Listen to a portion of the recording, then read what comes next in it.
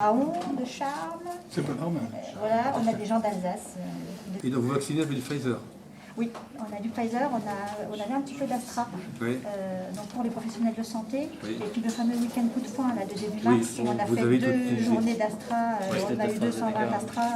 Et donc, Et notre souci, en fait, c'est la deuxième dose d'Astra, justement. non mais ça, on va y pourvoir avec toutes les équipes en place et le chef notamment. Voilà. D'accord. Je vais vous donner la congé. Sinon, non, ça tourne bien. Les équipes sont très impliquées. D'accord. Remercier toutes les équipes du centre de vaccination. Et alors, parce que est-ce ça que tourne chez bien. vous avez assez de personnel de santé pour vacciner et pour Alors, monter en puissance surtout en vaccination? Au niveau des infirmières, ça se passe pour l'instant qu'avec les infirmières de l'hôpital. À la fin février, ou très près du niveau de 100 nouveaux cas pour 5000 habitants, 5000 personnes du département, nous avons dérivé au fil des semaines pour être aujourd'hui à 185 nouveaux cas pour 5000 habitants, avec un taux de positivité qui lui restait relativement stable à raison de 5%. Cette situation, il n'y a pas lieu évidemment de s'en satisfaire.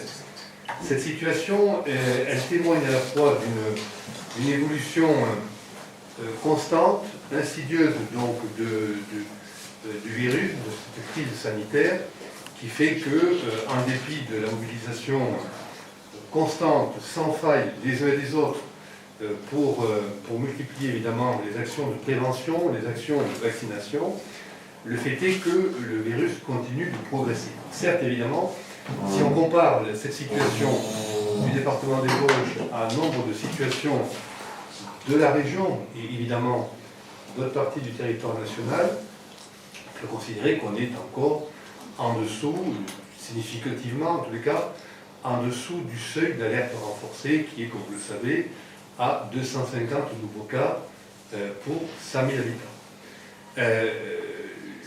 Le Conseil de défense a pris de nouvelles décisions hier, avec un élargissement des départements qui sont concernés par des mesures complémentaires, des mesures réglementaires complémentaires. Donc le département des Vosges, pour l'heure, fait partie de la cinquantaine de départements qui, d'une certaine façon, affichent une certaine résilience.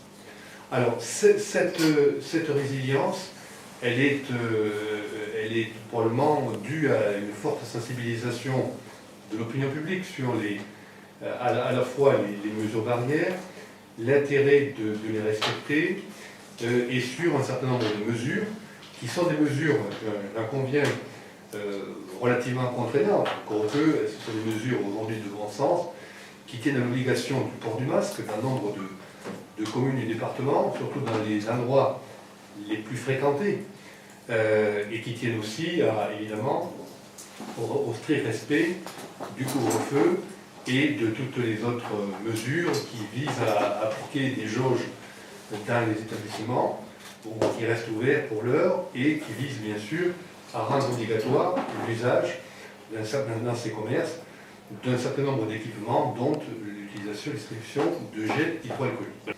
J'ajoute à ces mesures que je viens de citer une nouvelle mesure de portée nationale consistant à une interdiction de regroupement de plus de 6 personnes sur la voie publique, qui évidemment rentre dans ce corpus de mesures qui vise avant tout à contenir, à ralentir cette progression.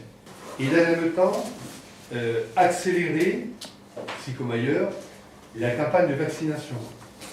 À l'heure où je vous parle, on vaccine dans le département, en tout cas on délivre plus de 7000 injections par semaine. Au mois d'avril, nous passerons à près de 13 000 injections par semaine. 13 000 doses par semaine, si vous préférez la terminologie. Et enfin, au mois de mai, nous serons à près de 19 000 injections par semaine. À l'instant où nous parlons, le taux de couverture de la population en première injection, au moins, est dans le département des Vosges de 12%.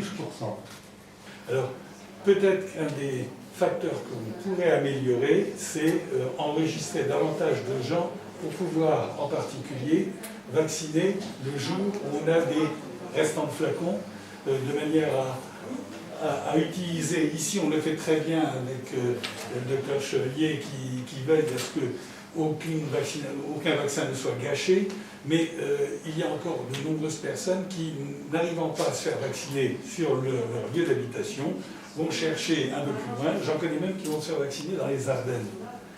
C'est pour vous dire que quand les gens ont envie de se faire vacciner, ils sont prêts à courir.